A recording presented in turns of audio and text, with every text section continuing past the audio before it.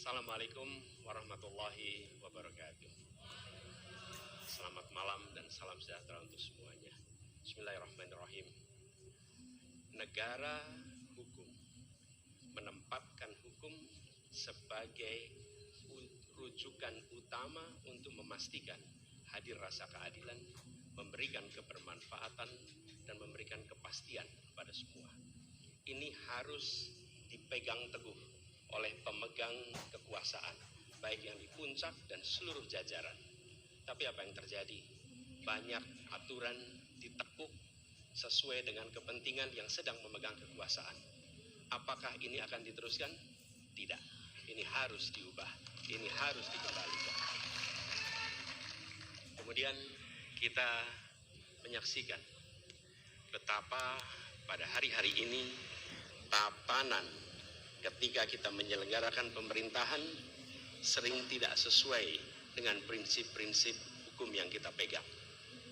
Karena itulah kami melihat perubahan ini harus kita kembalikan. Negara ini adalah negara hukum, bukan negara kekuasaan. Dalam negara hukum, kekuasaan diatur oleh hukum. Dalam negara kekuasaan, hukum diatur oleh penguasa. Dan kita tidak menginginkan itu terjadi.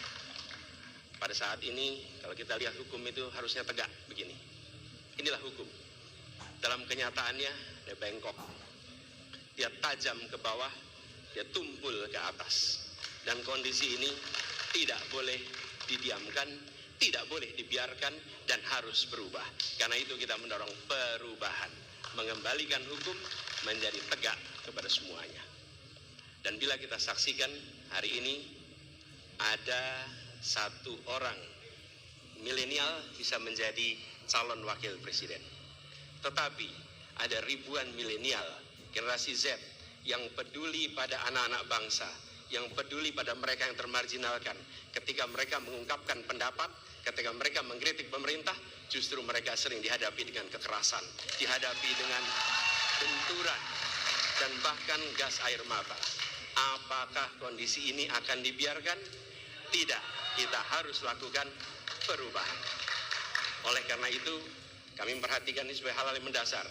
Yang tak kalah penting, ini kedua nih, yang tak kalah penting. Kita menyaksikan pada saat ini ada peristiwa seperti peristiwa Ibu Mega.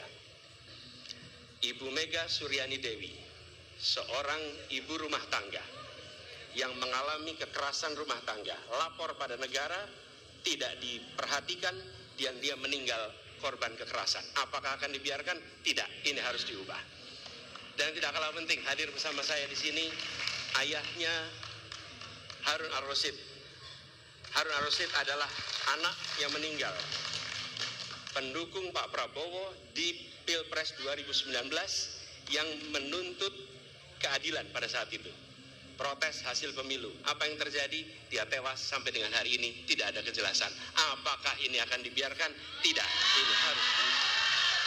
Karena itu kami mendedikasikan diri, hadir untuk memberikan komitmen bahwa dari puncak sampai ke bawah kami akan tegakkan hukum pada siapa saja. Kami kembalikan marwah kehidupan bernegara yang menempatkan hukum sebagai tempat yang paling tinggi.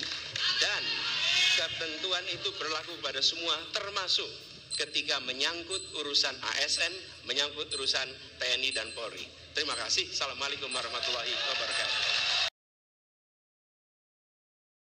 Bismillahirrahmanirrahim. Assalamualaikum warahmatullahi wabarakatuh. Salam sejahtera kita sekalian. Shalom, Om Swastiastu, Namo Buddhaya, salam kebajikan. Terima kasih kesempatan yang diberikan kepada saya untuk menyampaikan visi dan misi. Kami menempatkan hukum, HAM, perbaikan pelayanan pemerintahan, pemberantasan korupsi, perlindungan terhadap semua kelompok di masyarakat sebagai sesuatu yang sangat penting. Karena itu dalam visi misi kita hal-hal ini ditaruh di paling atas. Kita sadar dan saya sadar sejak muda saya telah mengangkat sumpah untuk membela Pancasila dan Undang-Undang Dasar 45. Di dalam Undang-Undang Dasar 45, di situ pendiri-pendiri bangsa kita mendirikan sebuah republik. Republik itu harus didasarkan atas hukum dan kedaulatan rakyat. Itulah perjuangan saya selama ini. Dan saya pertaruhkan nyawa saya, jiwa saya untuk membela demokrasi, hukum, dan HAM. Kita paham, kita mengerti masih banyak kekurangan. Tetapi kita harus bersyukur di tengah dunia yang penuh tantangan ketidakpastian, di mana terjadi perang di mana-mana, di mana negara-negara begitu banyak yang terjadi perang saudara, kerusuhan, Indonesia masih aman, Indonesia masih damai, Indonesia masih terkendali, harga-harga masih terkendali, ekonomi untuk rakyat kita masih aman. Karena apa? Karena kepemimpinan. Karena apa? Karena manajemen negara yang berhasil. Saudara-saudara, apakah di tengah 280 juta rakyat masa tidak ada kekurangan?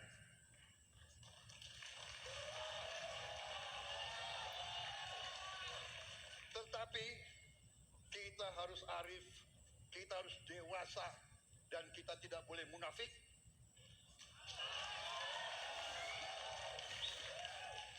Pemimpin itu Ingarso Sungtolodo harus memberi contoh. Saudara-saudara sekalian, Prabowo Gibran, kita akan perbaiki yang harus diperbaiki. Kita akan tegakkan apa yang perlu ditegakkan. Dan kita bertekad memberantas korupsi sampai ke akar-akarnya. Memberantas korupsi sampai ke akar-akarnya. Saudara-saudara sekalian, saya kira demikian yang ingin saya sampaikan. Program kita baik, tujuan kita baik, keinginan kita baik. Mari kita berbuat kebaikan demi rakyat kita. Kita butuh persatuan dan kesatuan. Kita tidak perlu saling menghasut, saling mencela, saling menghina. Demi rakyat kita yang kita cintai, kita butuh kesejukan, ketenangan, kerukunan. Kita negara majemuk, kita negara ratusan kelompok etnis, berbagai agama besar. Pemimpin harus sejuk, pemimpin harus dewasa.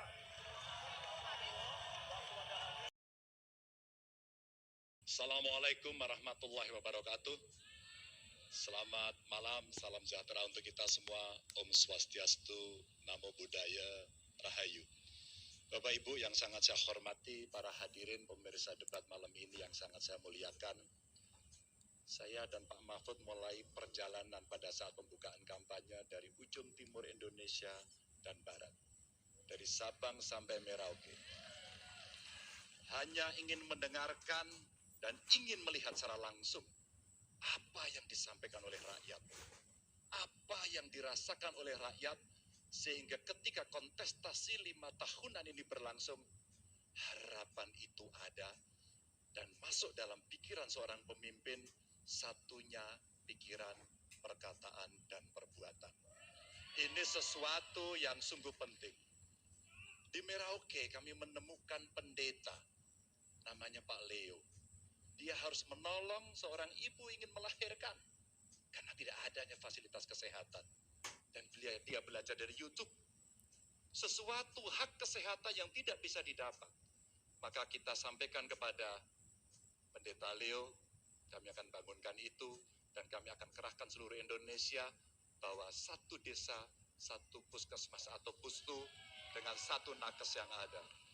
Pak Mahfud juga menyampaikan kepada para guru yang ada di Aceh, di Sabang sana. Ada juga guru agama di sana. Kita ingin membangun Indonesia yang hebat dengan SDM yang unggul. Tapi apakah kita sudah memperhatikan mereka? Tentu kemajuan yang selama ini ada, mesti kita lakukan jauh lebih cepat, lebih satsep, dan perhatian. perhatian itu mesti diberikan. Dan itulah di sana kita memperhatikan nasib para guru termasuk guru agama. Insentif kepada mereka kita berikan agar mereka bisa mengajarkan budi pekerti yang luhur dengan moderasi agama yang ada. Bapak Ibu, cerita ini belum cukup. Saya berjalan ke NTT. Kami ketemu dengan masyarakat yang ada di sana. Pak Ganjar, kenapa kami anak muda tidak mudah mendapatkan akses pekerjaan? Padahal itu hak kami. Kenapa kemudian kami mendapatkan kesulitan untuk akses internet padahal kami butuh belajar? Tidak sama dengan yang di Jawa. Catatan inilah yang mendorong pikiran kami, internet gratis untuk para siswa yang sedang bersekolah. Agar mereka punya kesamaan dengan kita semua yang ada di Jawa ini. Kami bergeser lagi, kemudian ketemu kawan-kawan penyandang disabilitas di NTB. Betapa bahagianya saya karena ketemu dengan orang yang berjuang dengan keras agar dia bisa setara, dan pemerintah mesti perhatikan mereka untuk memberikan kesetaraan pada mereka itu. Tapi Bapak Ibu, saya mendengar ketika demokratisasi mesti berjalan dan demokrasi mesti kita jaga bersama, ada Ibu Sinta yang ketika menyampaikan pendapat harus berurusan dengan aparat keamanan. Ada Melki, ketua BEM, yang kemudian ibunya harus diperiksa. Maka yang seperti ini harus usai. Dan mereka bisa mendapatkan kebaikan-kebaikan kalau governance terjadi. Maka yang ada di Kalimantan kami temukan.